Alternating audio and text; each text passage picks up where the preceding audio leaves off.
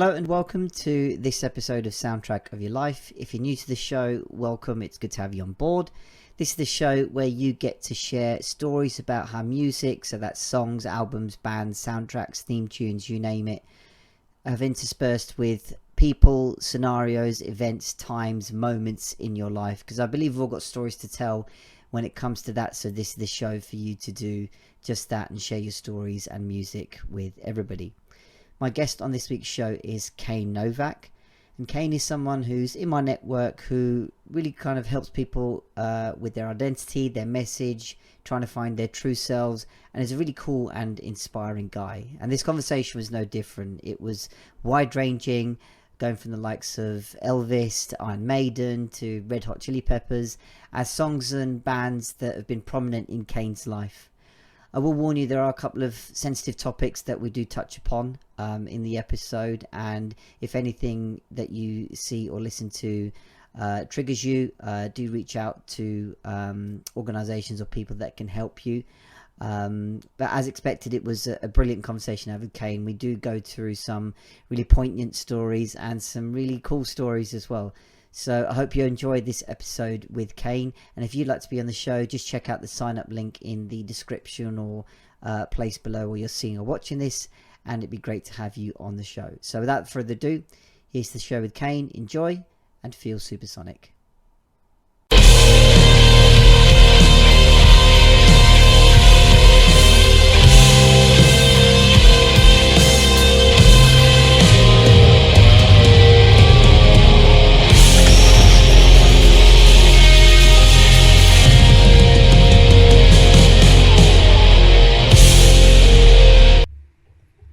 Hello, and welcome to another episode of Soundtrack of Your Life. If you're new to the show, this is the show where you get to take the mic and share stories about how music has interspersed with people, events, scenarios in your life. So that could be songs, could be bands, could be albums, could be soundtracks, it could be whatever what you want it to be. Because I have the opinion that we've all got stories to share when it comes to this kind of thing. So I thought, look, let's have a show where we can just take the mic and share them with an audience who get to hear stories and new or old music. So my guest on this week's show is the brilliant Kane Novak.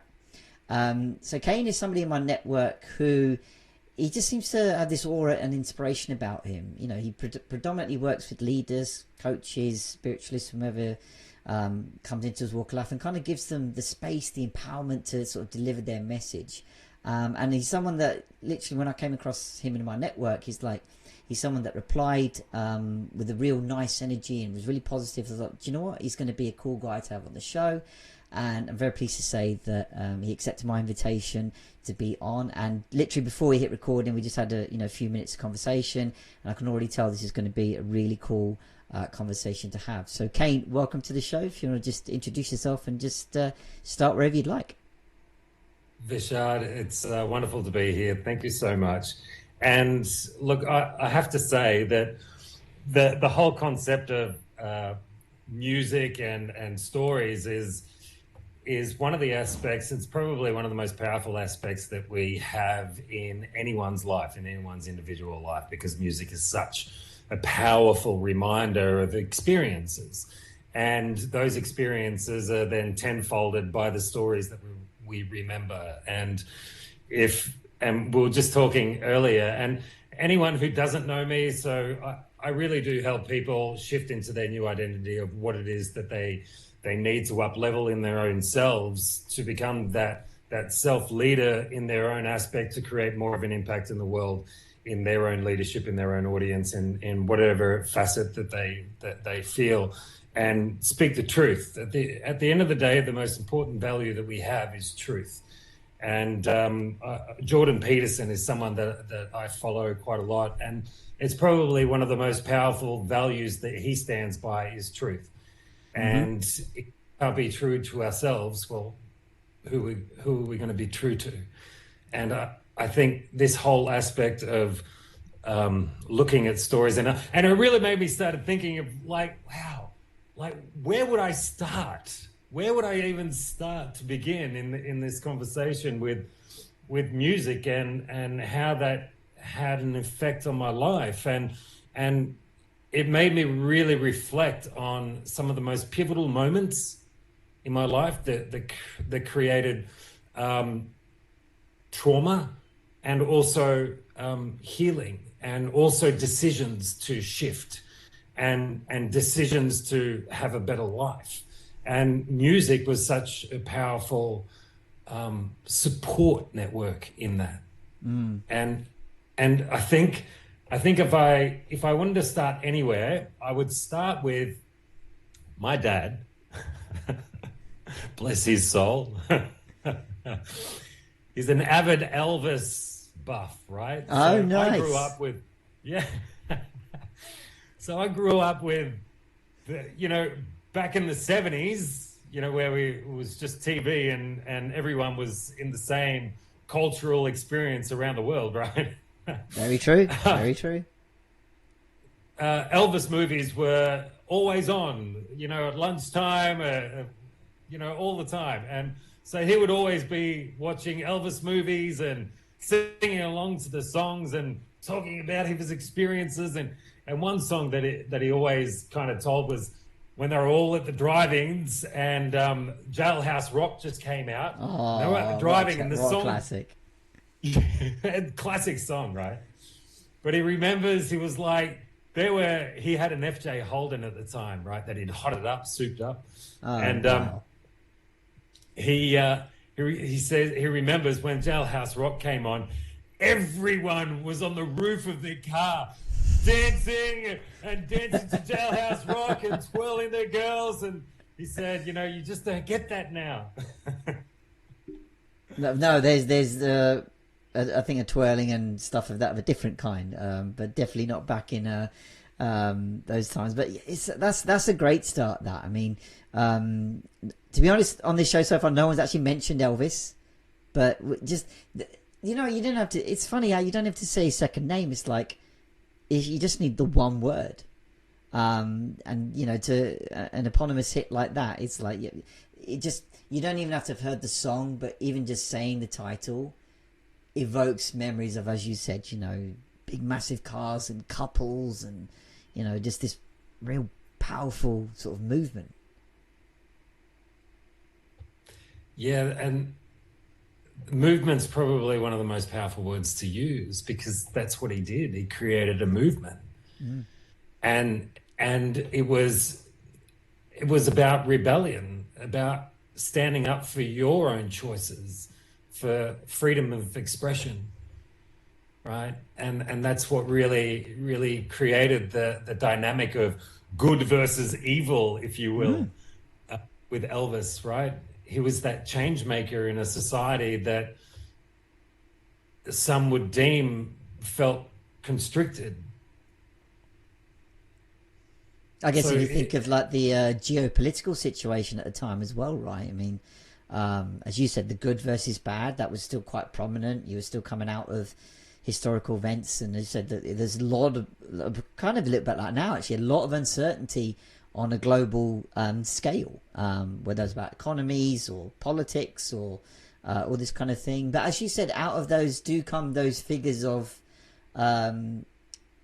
rebellion and sort of your own identity, and they're the ones that I've always said this to people that are interested, like you could go through eras from say 50s, 60s, probably up to say the 90s, 2000s, where certain bands or artists spring to mind in terms of like cultural movement or phenomenon. Like you could hang your hat on those people driving that culture from whichever means, right? And Elvis seemed to definitely be one of those personalities. Absolutely. And I think what the fundamental aspect for me in all of that was, I was bullied so much when I was a kid, from the first memories that I have, emasculated by my older sister. And it came out, a couple of years ago that the reason why she, and this is from her words, the reason why she was so brutal to me was because I came into the world. So here's the interesting part, is that when my sister was born, my mum went through a really intense birth. So she ended up having a dry birth. and if anyone understands what a dry birth is, her water broke and she thought she peed herself.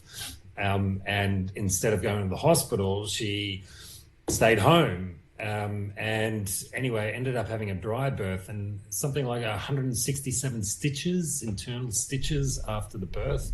Wow. And was told, yeah, intense, and was told that she was never going to have kids again. And the interesting part was she had 6 miscarriages, and then the 7th time around was me. So it was a little bit special that I hung on and that I existed. And it was in that I guess I took a lot of attention. I don't know, as a kid, right? Whatever the parents were doing. Yeah. But my sister had, admitted that because I'd taken away all of the attention, that she was angry about it. And that anger just grew over time, right? And she didn't have the capacity to, grieve or forgive or whatever that you will. So because I felt so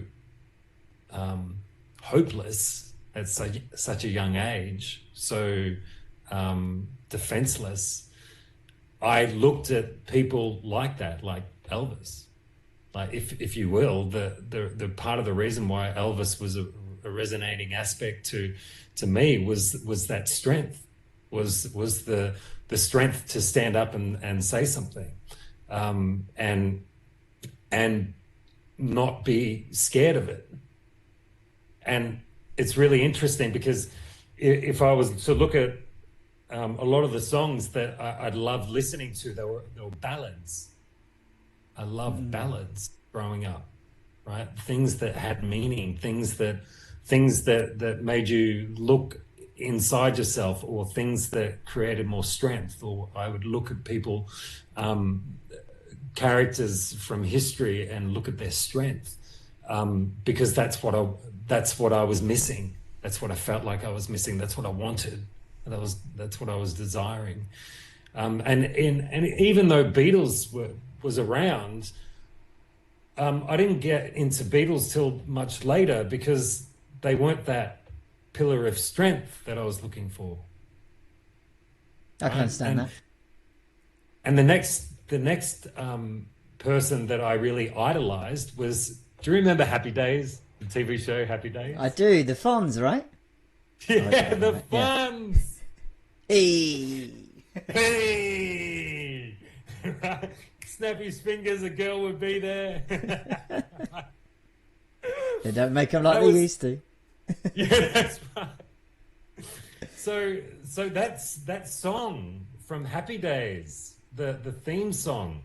They went for like 11 years, and that theme song itself was a resonance of Happy Days, and it was something that I was, underlying, really wanting. I wanted peace and happiness, and that strength to stand up for myself, and which I didn't have. I felt like I just kept getting stomped on, and every time I stood up, someone would step on me. Right? So it was really, really very, very interesting of who I would move towards. And the next really big aspect, and I was really reflecting on this, was Iron Maiden. No. Yeah. Wow, that's a hell of a switch from Elvis to Iron Maiden, but I love it. Wow. Go on. Well, Iron Maiden, a friend of mine, a neighbor, got me into Iron Maiden. And what I loved about Iron Maiden was the lyrics. Yes. The lyrics. They had so many ballads. And it was about the lyrics. It was about telling stories, about stories from history. 100%. 100%. It's a real art, the way they do it. But go on, carry on.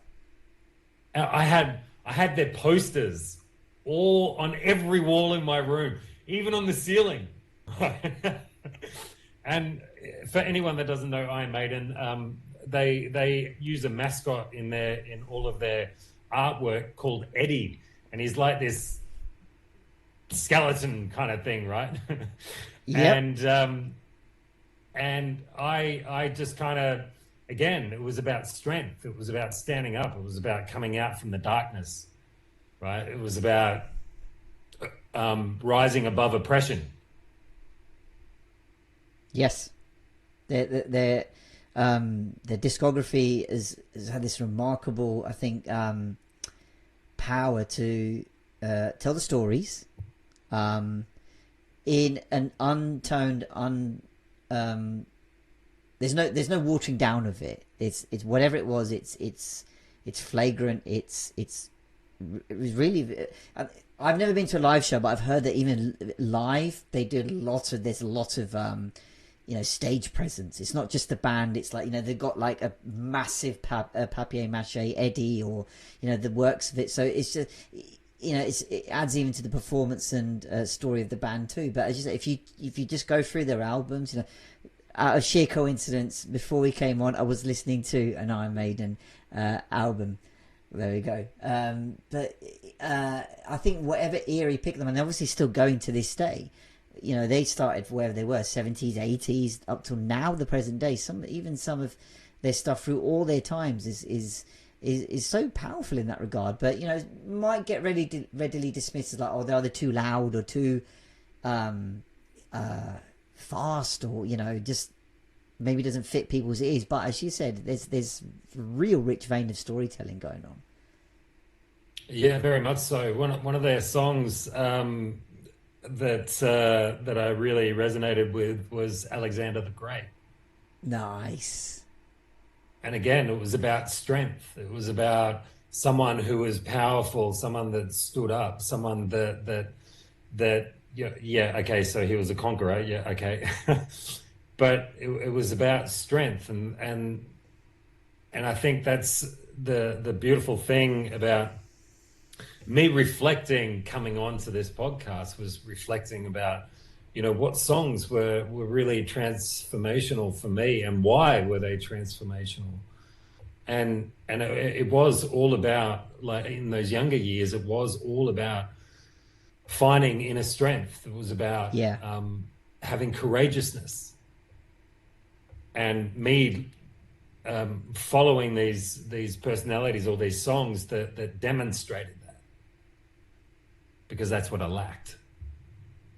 That's a really powerful message in itself, as you said, and it's a great way of tapping into the ethos of the show. And as you said, like, as you said, when people reflect back or hark back on the idea of music, it is, you immediately think of those moments that led to change for yourself, whatever that change might be. And you're talking obviously from a very formative year stage where personalities, theme tunes, bands have come along with that message. And there is something to be said about lyrical prowess. We're not looking to psychoanalyze or dissect every line that's in there. What does that mean? What's going to... But these whole sets of lyrics, you take Elvis and Iron Maiden, right, as these two not, I guess, polar examples, but two distinct examples, right? One talked about having a good time, being liberal, and the force of personality. Whereas the other, as you said, talked about historical figures, historical places, historical times, but the storytelling through both. And as you said, there's messages that you can take from it, and they'll be unique to you. That's, I think, the power of these moments when we stick there, because as you said, if that leads to change for us, then of course it's going to stick, because then we kind of use them as a bedrock for us to go, right, well, first of all, you introduce yourself to the possibility that you can change things, and that change is only meant for you. Like, as a very random tangent, I saw on the news that we have here that Taylor Swift has brought out an album, apparently. Apologies to any Swift... Is it Swifties, their fan? Oh, I don't know whether fans listening, but yeah, that's it. Right. Okay, fine. No, there was an article reading that apparently in one of her songs on a new album, she mentions a pub in South London, where I am. Not in South London, but in London. And that pub has now been, like, visited by, like, seemingly hundreds and thousands of these fans, and you're like, okay, wow, even a small snippet from a line that, okay, you've got to know what the context is and about, but it just led to like so many people feeling that kind of movement to go, oh, I know that place and that what she's referring to, let's go and do you know, that's music and inspiring these stories, these moments. So people that have gone there, they're gonna have a story to tell their friends, their family, their future, you know, family, etc. That yeah, I went to this place. But that's the power that you can evoke through music and stories. 100%. And I think I don't think there's a person exists that hasn't been impacted by some song, by some band, by some music of some sort. And I've got a very wide palette of music, you know. I mean, I grew up, you know, the teenage years in the early 90s and stuff like that. So, you know, that rave experience was coming through. And funny enough, like, here you go. I was telling you at the start of the show, you know, the aspect of, you know, I was sexually assaulted a couple of times, you know, when I was 10 and 11, and you know, that was just a reflection of, you know, the worthlessness that I felt as a human being at that age, right? Because of all the emasculation, all the bullying, and mental and physically, and at school as well, you know. So and I guess that was the subconscious programming of, you know, that I'll get bullied anyway. So what did I create? Bullying aspects, right? And I was saying that you know, there was a dynamic shift for me where at 15 years old, I had been humiliated at school in this one afternoon, and it was on my way home where I came across a flyer for a triathlon, and I took the flyer off the notice board, and I put it in my pocket, and I rode home, and I laid in my bed that afternoon just staring at it, right, reading it over and over and over and over again, until I finally went out and spoke to my mum about doing this triathlon, and she turned around while she was cooking and was like, "What? What did you say?" I said, "I want to do a triathlon, Mum." And she was like, "Really? Why?" I said, "Because I want to do one." She's like, "Okay, if you really want to. And when is it?" I said, "It's in 3 months." She said, "Well, you're going to have to start training." It's like, "I know, so I need some help. I need to get a bike." I didn't have a good bike. I had just a BMX at that point. So they bought me a mountain bike. Oh, so wow, I could okay. start training. And you know, I remember, like, my dad would he used to drive a taxi at that point, right? And he would get home at 4 a.m. He'd wake me up, and we would start training. And when I went on the bike leg, he would drive past me at every 5Ks, right? And he'd scream out the window what time I was doing, right? And then this one day, this was about 2 weeks out to the triathlon, I had this awesome headwind, and I threw everything at this training session, and every 5Ks, I kept looking around, like, and he never came past, right? And I just kept riding. I was like an animal, right? Coming out of a cage. And I was like, I'm going to do the best that I can, right? And I saw these two older guys up ahead of me, and they were on racing bikes. And I was like, I'm going to catch him. No. And I was pedaling my little ass off on a mountain bike. You know, I didn't even have foot pegs, right? Just brute force, right? I'm going to change my existence. And this is the pivotal moment. I'm going to throw everything that I had in celebrating myself. I wish someone had filmed a few of these rides that you had. This sounds like the lost Rocky montage. You know, when he's training in Rocky 4 or with Apollo Creed in Rocky 3. It's like, this is the lost version where you're just banging it on this a pedal bike, and then your dad's driving behind you, go, yeah, come on, get faster, you know, this is your time. And then, you know, it culminates in you just bombing past these two guys on the racer bikes going, yes, let's have it. That's exactly what it was like. So as I was catching up to them, I started passing them. And as I'm passing them, they both looked at me and they're both like looking at my bike and they're looking at each other. And the guy closest to me, he screams out, "Get a racing bike, you'll go faster." Brilliant. As I'm passing them. Fantastic. As I got to the end, I got to the point where I normally met my dad. And I'm waiting there. I must have been waiting for like 5 minutes. And he finally drove up and came up. And he was like, jumped out of the car. He's like, "How long have you been sitting here for?" He's still timing me. I said, "About 5 minutes." He's like, "That's the fastest you've ever done. Like that was it. I couldn't catch up to you." Fantastic. As I say, I wish somebody had filmed it.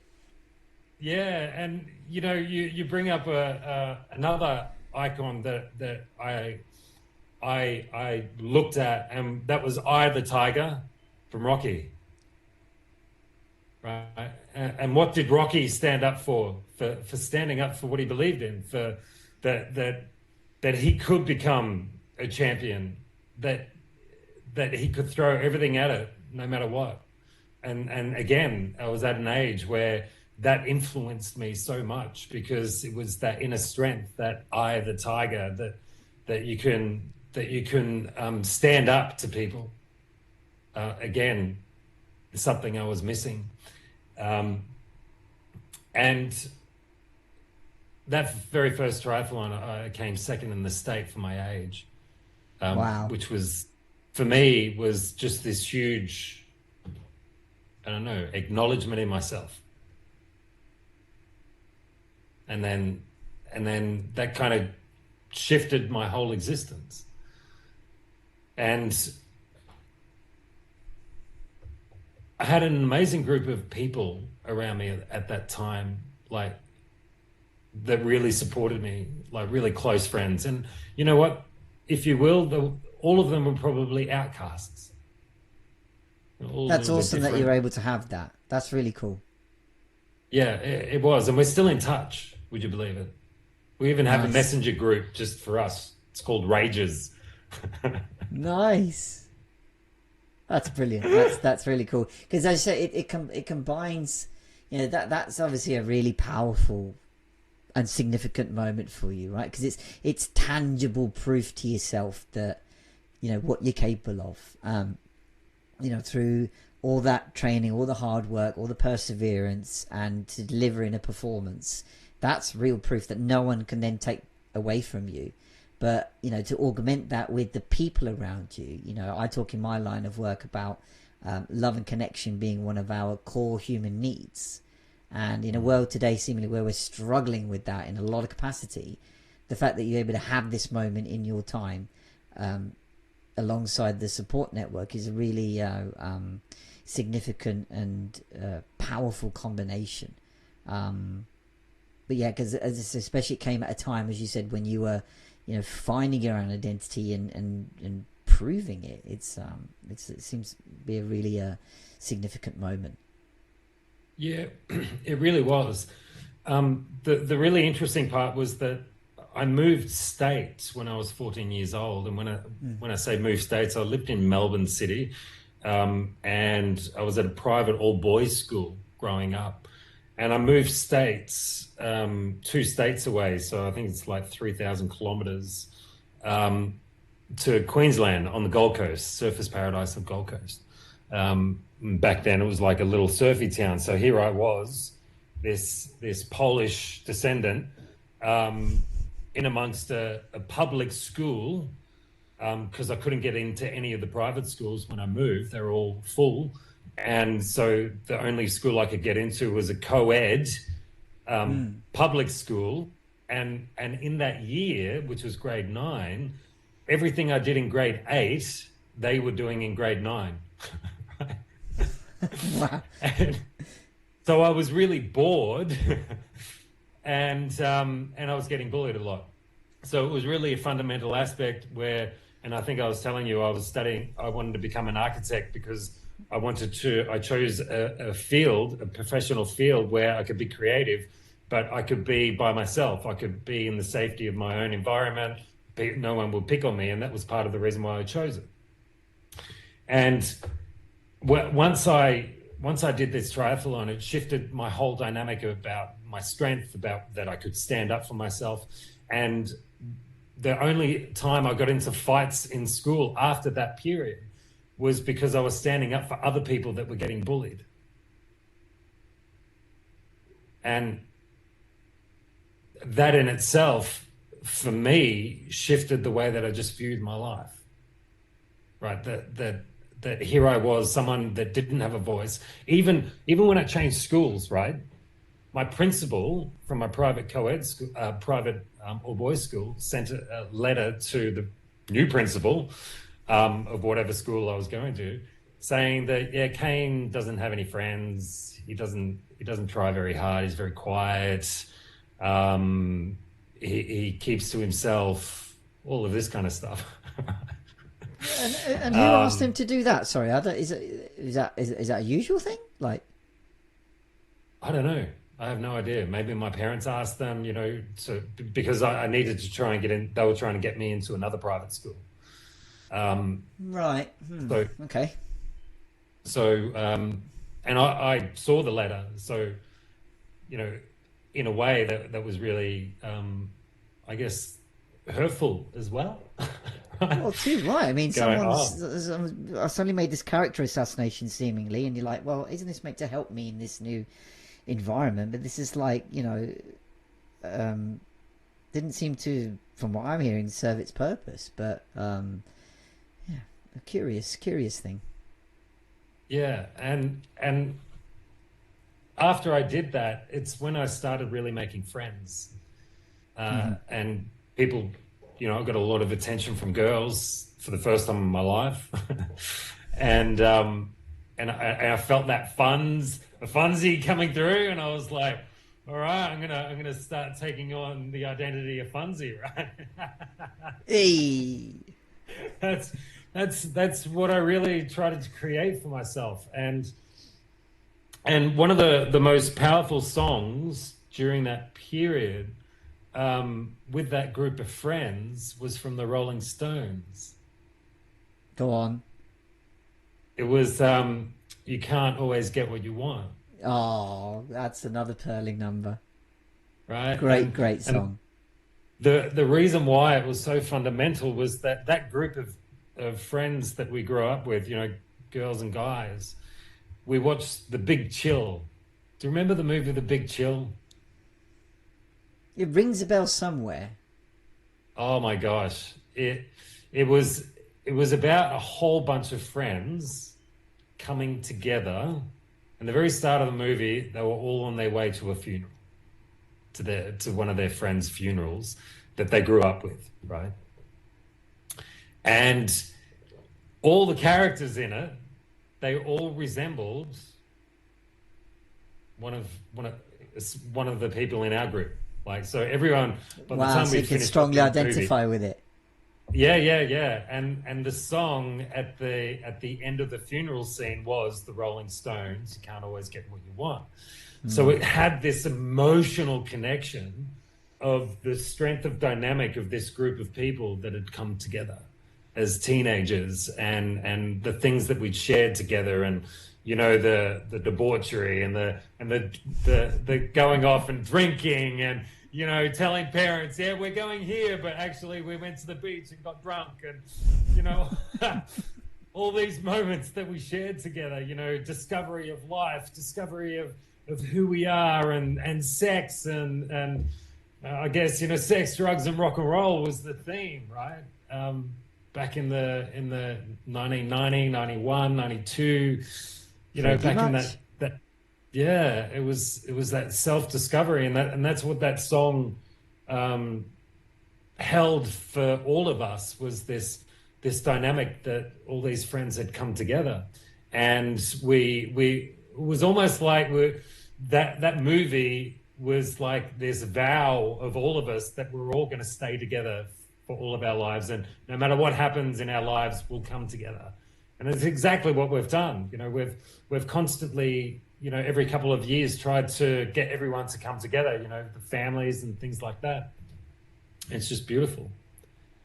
There's something to be said, when you have that combination, I think, of films and its soundtrack. That's why I mentioned, in the bit at the beginning, that it's songs, it's albums, it's soundtracks. Because, as you said, often we forget that actually we heard a song from maybe a film, or we remember a song and then it's shown in a film. Like you have the great example now of The Big Chill and the Stones song at the end. I remarked back to a couple of years ago when, even a little bit before that, when I first saw the trailer for The Batman, the most recent one with Rob Pattinson. And when I noticed when the trailer begun, it started with Nirvana's Something in the Way, the sort of 4 slow bass notes and chords. I'm like, I've heard that song before. It didn't immediately click, but as it played, I'm like, oh wow, it's the Nirvana song. And as the trailer played, and you could see how they've tied in the song into both the trailer and the film, it's like, wow, that's such a magnificent way to utilize both the song in the film. And since then, there's so many composers that we see, like Hans Zimmer, the effect that he's had on films, the powerful poignancy and the theme he can capture. And he's done The Dark Knight, he's done Spectre, he's done no, not Oppenheimer, I forget which one, more recently. But it's something that when you take the film away, it's like the soundtrack or song still seems to resonate. And if it happens to be a popular song, then it's like, as you said, you remember the song with the film, or the film with the song. It's like the two just are. It's what I call anchoring. The whole idea that the two are linked together. And this is what I mean. So whenever I'm sure whenever you hear the song elsewhere, it's like, there's my group of friends, there's my film. You know what I mean? Yeah, it's nostalgic. Yeah. And I think the really interesting part, so I was saying before we got onto to recording, was that in grade 11 I was studying to be an architect, and then because I had all this confidence in me about my life, but still subconsciously I still believe I was worthless and everything else, right? That a friend invited me to an audition to support her. She was like, hey, do you want to support me? I'm really nervous about this audition for the school's theatre restaurant. I was like, yeah, I'll come along, I'll help you. And I was there, and she did her audition, and they were asking me to audition. And I was petrified. There was no chance. No, not me. Right? No way in the world. And they kept asking me, and I just felt this overwhelming resistance of just wanting them to shut up, because it was almost like I was feeling like I was being bullied, right? Yeah. And I just said yes. And I read the script and got the part, which was one of the lead roles. And then when I performed the very first time, that next day I bumped into my art teacher, and she was kind of in shock, right? She bumped into me, she was in shock, and she was like, oh, Kane, I saw you in the theatre restaurant last night. And she just looked at me with such light in her eyes, and she was like, I think you found your gift. You were amazing. And it was that moment, that pivotal moment right there, that was the first time that I truly got acknowledged at school for something. And it shifted my whole perspective of what I wanted to do in life. And I made a decision that I was going to become an actor. I didn't know what that looked like. I had no idea, right? I just went, this is what I'm going to do. I just fell in love. And halfway through grade 11, I changed all my subjects from, physics and science and maths 1, maths 2, all of that, into speech and drama and dance. And then tried to figure out a way to tell my dad that I had just changed everything. Yeah, that I wasn't going to be an architect. I'm going to be an actor. And I was really petrified about telling him. And this group of friends, and the funny thing, the song that comes to mind right at that period was the Red Hot Chili Peppers. So right then, their biggest hit was Under the Bridge. Yeah. And again, a ballad, right?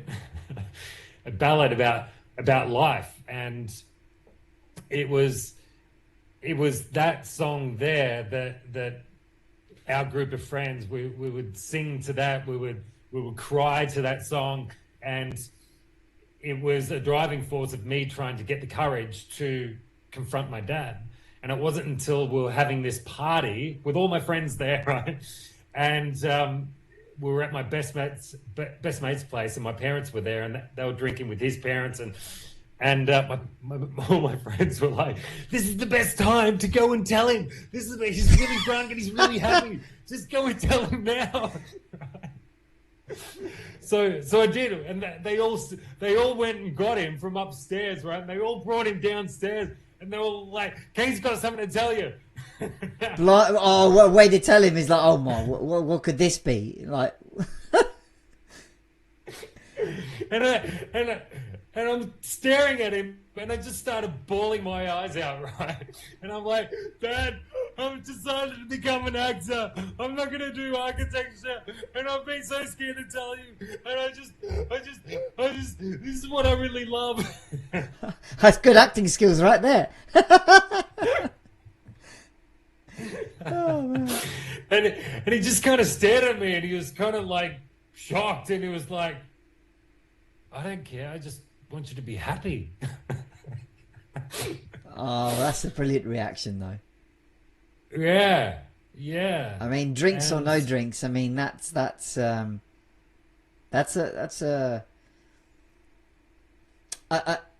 You mentioned the affirming moment when your teacher said, "This is your gift," but that can be an affirming moment itself, that you get that validation, acceptance from your caregivers.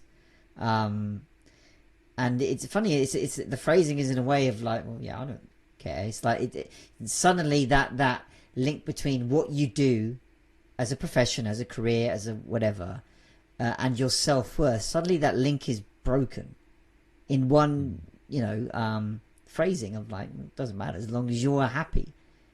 And it's such a, I think people underestimate the power that can have. It doesn't mean that everything's going to be fine and everything's going to work out, etc., etc. But it's the new message that you're getting is like, it's not about what you end up doing or earning, or you're not in a race with everybody else around you. It's like, okay. So how did it feel for you when you heard that? Like, you've been building up all this time. You're like, oh, I've delivered it, and it's like, wow, you get that reaction. Oh, just relief, right? Yeah, relief. Yeah. And again, because of all that experience of being bullied and worthless and dumb and fat and ugly and no one loves you and all of that kind of stuff, I was so scared to stand up and be heard. Right? So it took, like I was saying earlier, it took me months to actually get the courage to tell him. And the reason why that song was such an interesting aspect of friendship, which was the Rolling Stones. When I went to film school, I was only 19. I was at film school learning acting, film acting and things like that, right? And one of the guys there, he was in his 40s. His name was Jag R. Sherrington. He was the lead singer of the Rolling Stone show. No. And they were the only at that time, the only Rolling Stones tribute show that had been endorsed by the Rolling Stones themselves. I mean, this is just all coming together nicely now, isn't it? And he looked, I kid you not, he looked like Mick Jagger. Like, serious, like full on lanky, same mouth, same big mouth and everything. And I ended up moving into his house. And the really interesting part to all of this, and I guess it leads into one of the biggest songs that I've written down here as one of the most pivotal parts of my life.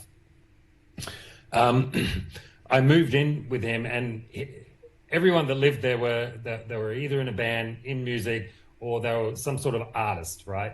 And they lived in a cul-de-sac, so a dead-end street. Yeah. And there were another 5 houses, and they were all musicians. Everyone knew each other or played in their band or everything, right? So here I was studying acting, and surrounded by musos and creatives, and I was there, and I had my 21st birthday there. And this is where, it's the same place I met my girlfriend. And it's really funny, from the age of 17, every girlfriend that I had was 7 years older than me. Right? How did you work that one? How did you manage to get that? What's going on there? I just love big, deep conversations, right? And maybe 7's your thing, 7th child, 7 years. Yeah.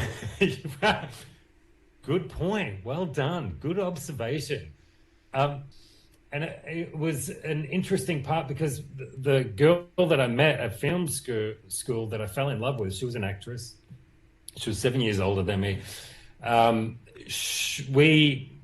had my 21st birthday. He actually got all his bandmates to put on 5 bands for me on my 21st birthday.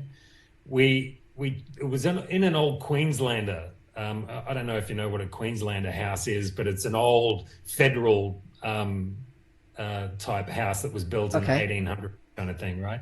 Right. Back in the 1800s, big wooden kind of massive high ceilings, 9-foot ceilings kind of thing, 10-foot ceilings. Okay. And we turned that house. We spent 7 days redesigning that house and turning it into a medieval castle.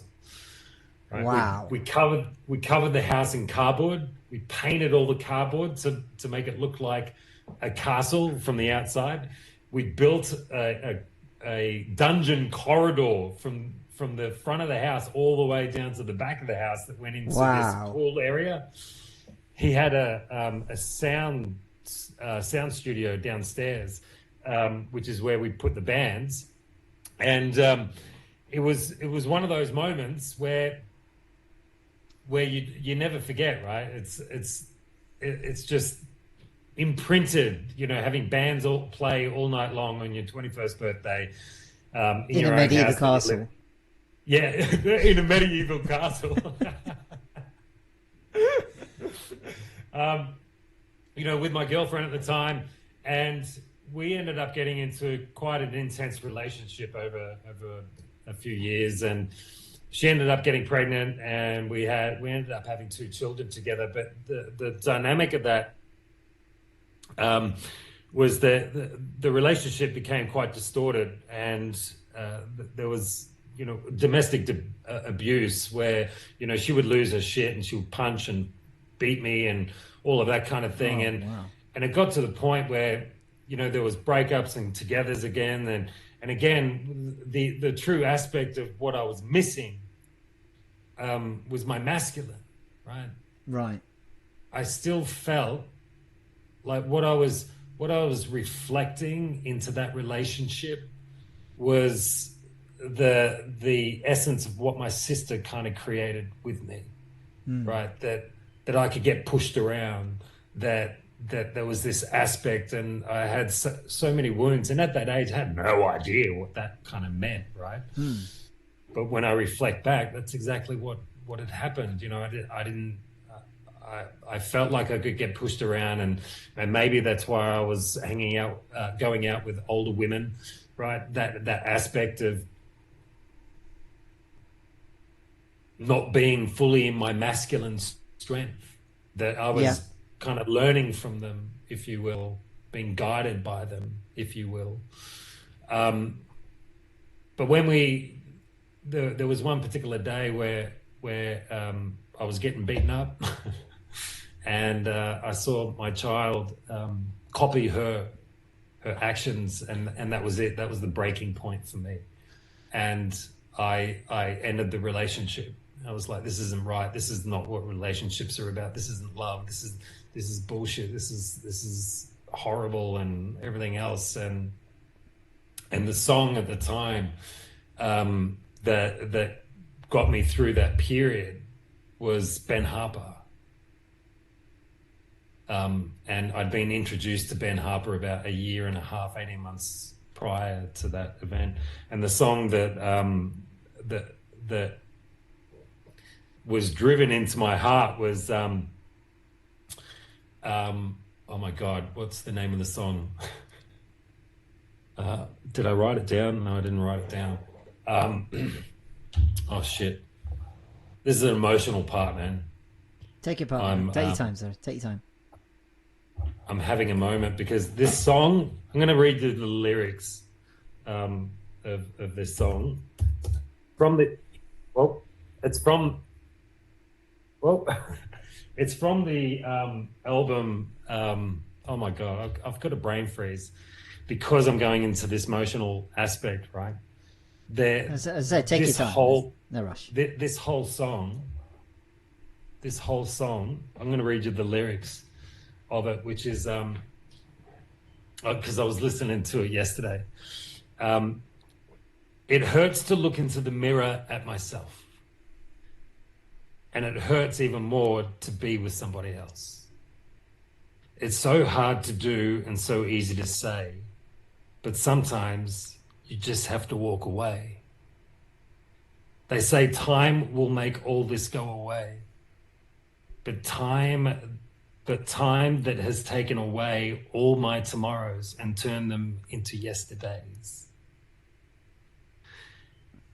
And the reason why this song is such a powerful reminder of the experience that I went through at such a young age, I was only 24. Wow, so still like just coming out of your formative years. Wow. Yeah. 2 kids, trying to still find myself as a person in the world, as a person, as a man.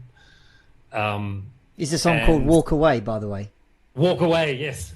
Yeah, I was just Googling the first line as you said it. I'm like, okay, this sounds really powerful. So it's like, let's get the title. But yeah, I mean yeah. Sorry, carry on. You were saying. So this particular song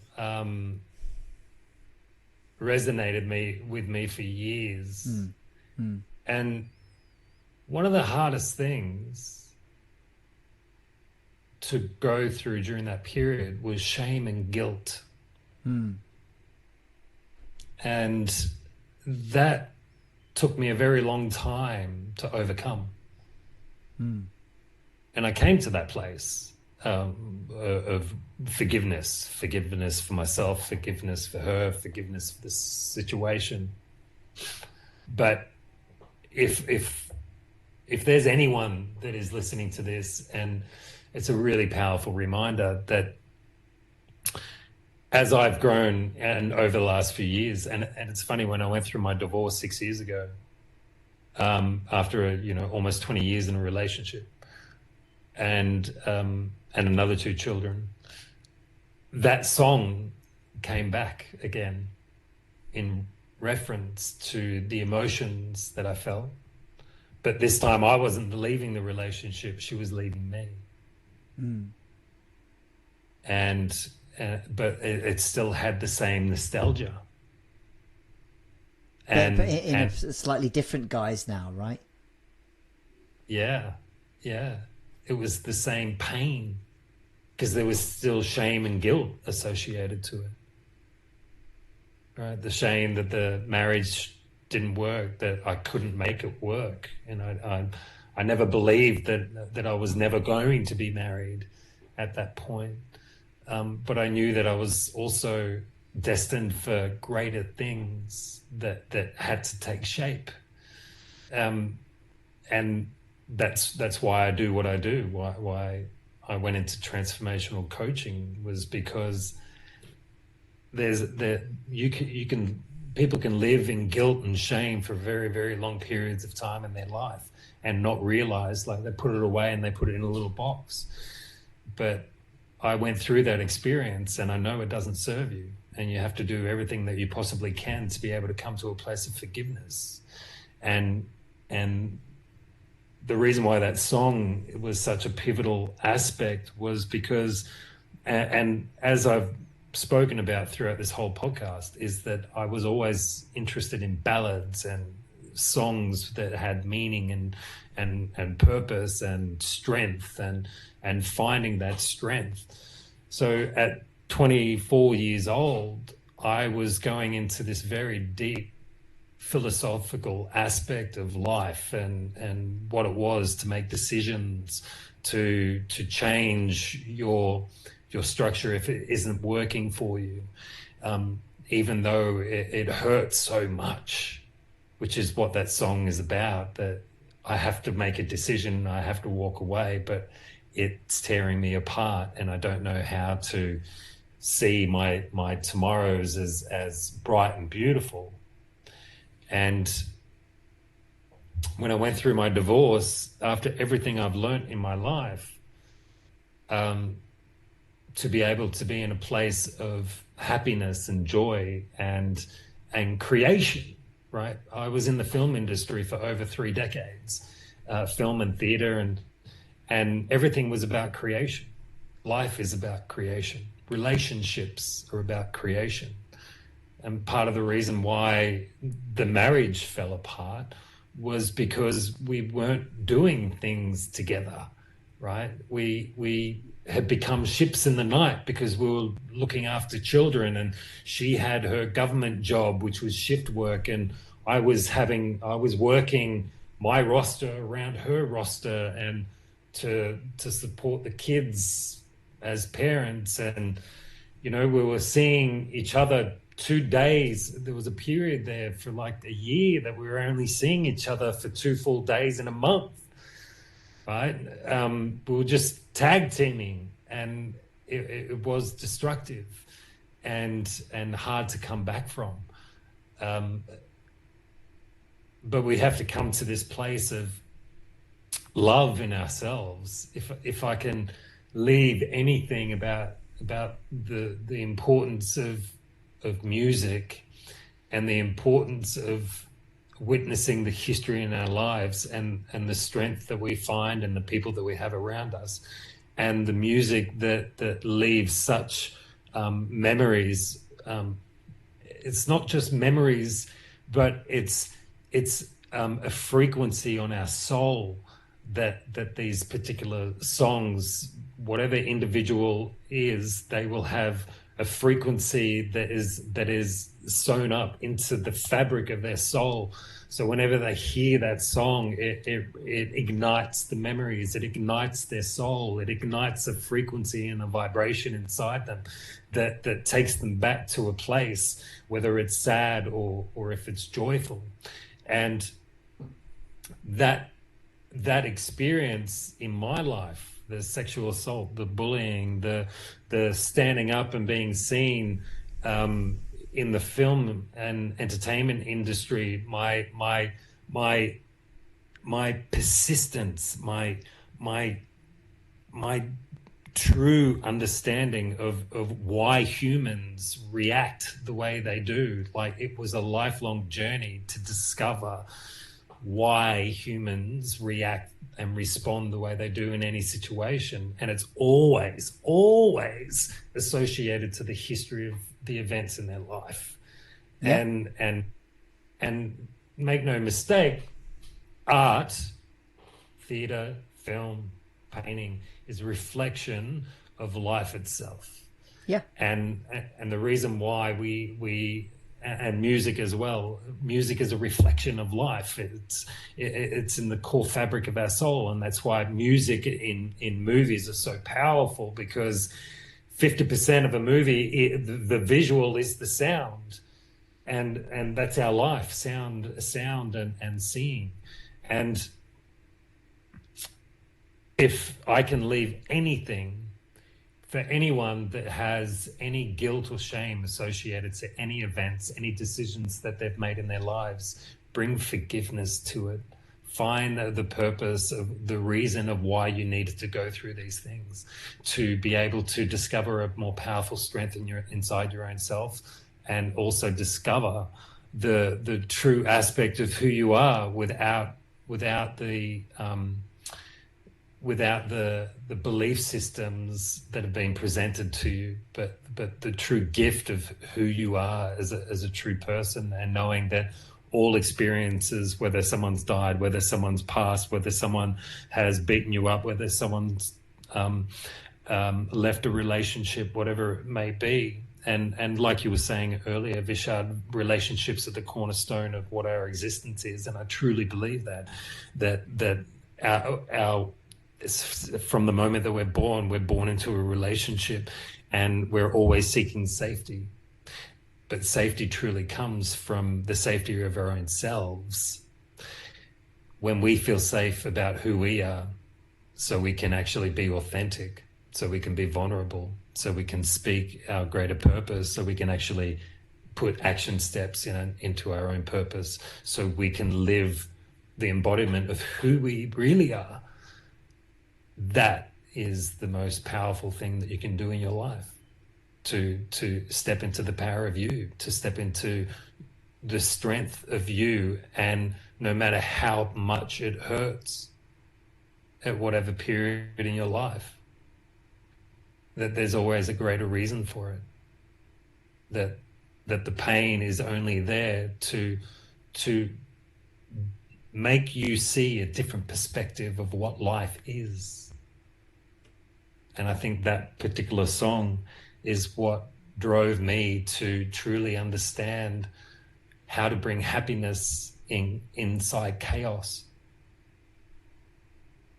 There's a couple of amazing phrases in there. The frequency of the soul is an amazing way to put how music, be it in a song or an album or a band or soundtrack, theme tune, whatever, resonates specifically with us. And as you said at the end about the chaos within, is, I mean, to be honest, I could just click the last 3 minutes and just have it played and saying, people, just listen to this. It's just an incredibly articulate way of saying that. I guess on that point then, I realise that we're running close to the hour here. If you could quickly answer this for us.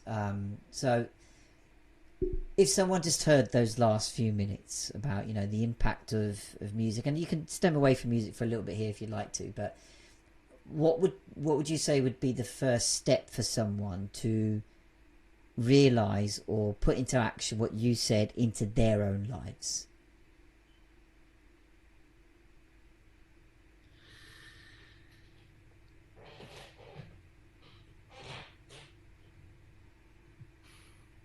It's a big question. It's really deep. I appreciate that, and I'm like, as I was saying, I'm like, hang on, is that a bit big for like a cliffhanger for the end of the episode? But I thought, well, look, let's see what you have to say. The greatest thing that you can do. So, I'm going to use the analogy of what Dr. Caroline Leaf uses, and she continues to use in so many of her podcasts and her videos and her trainings. She's a neuroscientist, has been a neuroscientist for like 38 years. She's studied the mind and is absorbed about how the mind works, and her teachings are phenomenal. And the greatest analogy that she uses is simplicity. She uses two trees. One tree, they're only small little trees, like a bonsai tree. One tree is dead, one tree is alive. One's thriving, one's dead. And she said, these are your thoughts. If your mind is filled with negative thoughts, your tree dies. Your mind shrinks. You actually decrease your cells' productivity in your body. If you think happy thoughts, your tree actually thrives. It's science. This isn't creativity. This isn't a song. This isn't a movie. This is facts. This is real life. Negative thoughts destroy, positive thoughts thrive. Anyone that is challenged with any particular aspect, if they're in anxiety or if they're in depression, the most important aspect that they need to do is to fill themselves with positivity. Listen to podcasts, positive podcasts, dig deep into their own history to find the cause of the problems in their life. Because pain sits in the body, right? The ancient Chinese meridian, pressure points, that's why they have acupressure. Acupressure is a medically viewed art, which you can get insurance for, right? So they know that pressure points are one of the most fundamental aspects of getting blocks in the body, and those blocks are emotional. So the longer that we hold on to negative aspects of our whole history, of our story, of our journey, of our life, the longer that we hide away from the guilt and the shame or the unforgiveness or whatever it may be, or the anger towards someone, the more that we create dis-ease in our body. But the dis-ease in our body, the pains in the shoulders and the back and the legs and the ankles and the wrists and the head or whatever, and the migraines, whatever it may be, comes from a source of where the original trauma stemmed from. Yeah. From the event in your life. Programming experiences, I say. Right. So anyone that, like, you know, one of the greatest songs that I love is the song Happy. Why not? And it was in the movie Despicable Me. Yep. Right. And I came across that song watching it with my son, younger son, who used to watch movies from the age of 12 months, full movies. Oh, nice. Yeah, serious. And his very first movie that he watched all the way through was Shrek. And, you know, a 12-month-old. And he still, till this day, 11 years old, watches movies, loves them, right? He's a deep, deep thinker. But the whole aspect of living with a greater purpose, living in your greatest potential, is not being scared of seeing who you are and the wounds associated to the darkness that's inside you because of the events in your life.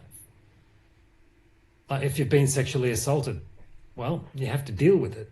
You have to come to a place of forgiveness. You have to come to a place of acceptance. You have to bring it love, the same amount of love that you bring into a relationship that you should be bringing into the same darkness into the story in your own life, because there's only positive and negative that exists in the world. So finding songs that don't make you sad, that actually make you think, that make you look at the deeper side of your life, that so you can shift the perspective of why these things happen to you, because everything's perspective. It's all about perspective. If you look at Dr. Caroline Leaf, it's exactly what she talks about. You need to shift what that meant for you. It's everything about mindset. It's everything about potential, living in your fullest potential. It's about knowing that we're always peeling the layers and always discovering new aspects, new existence. And it's living in that aspect of knowing that inside us we can reflect on the pain and stuff like that, and go, that was some of the most intense periods of my life, like that first relationship that ended in such a horrible way. You know, there was parental alienation and everything like that was going on, and the pain that I was feeling, right? You know, I'd have birthday and Christmas gifts all dumped in the middle of the night back on my doorstep, right? It's you know, shit behavior that was completely unnecessary. And like I said, there was a lot of healing that I needed to go through, a lot of forgiveness, a lot of releasing the guilt and the shame associated to it, and also you know, feeling that I'd missed something, but really I was just discovering a greater me. greater me of being able to view these stories in my life as the true strength, the true ability of seeing who I really am, and knowing that with all those experiences, I'm still able to live my life in a joyful aspect, in a high vibration, in giving love to me, so I can give love to my children, so I can give love to another person, whether it's a family member or an intimate relationship. But those true fundamentals is about self-discovery and celebrating the shit experiences. It's celebrating them and going, you know what? They were freaking awesome. And I wouldn't be who I am, and I wouldn't be doing what I do if it wasn't for the experiences of being emasculated, of bullying, of being sexually assaulted, of parental alienation, of having a breakup, domestic violence, of going through those experiences and making decisions that empowered me so I could be me. That's a really succinct and great way to answer that long question, which I didn't necessarily mean. And to be honest, we could carry on for ages, but I'm just conscious of time. And as I said, I'm really mindful that, to be honest, I could have you back on the show and we could do another hour. But and again, like I keep saying on the show, this hour goes by too quick. There's so much fun and stories and stuff to dive into. But Kane, thank you so much for being on the show and sharing all the great music and the great stories, and especially thankful for being so open as well.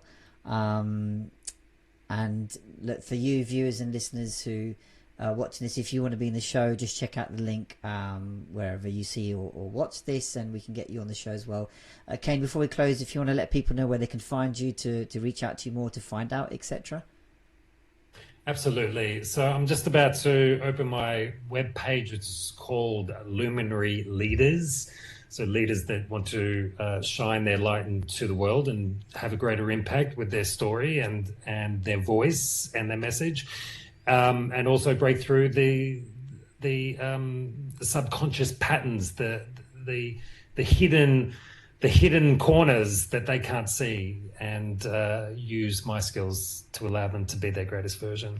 Anyone can find me on social media, on Facebook, which is Kane Novak, and YouTube is Kane Novak, on Instagram, Kane Novak, TikTok, I am Kane Novak.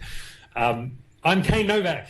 I'm a little bit everywhere, so reach out if you have any questions. If you feel like you've got a block, you feel like you're challenged by something. I actually do I only take on a couple of people at a time, but I take people through 4 sessions, and in 4 sessions they will discover the golden thread in their life and the recurring inner dialogue, and pinpoint the exact point of when that recurring inner dialogue actually happened, so they can use those tools to empower themselves in every step that they take. So that's certainly an offer that's open for anyone that feels like they have been through everything. They've worked with multiple coaches, multiple mentors, psychologists, whatever. You feel like you're missing something, then that is an avenue to go through the story extraction. Awesome. Kane, thank you so much again for being on this show, and we'll catch you all in the next episode of Soundtrack of Your Life. Yeah, pleasure. Thanks, Vishad. Take care. Thank you so much for checking out this episode of Soundtrack of Your Life. Please do like the video or podcast, comment with your thoughts below, subscribe to the channel, and sign up to be a guest on this show. Feel Supersonic.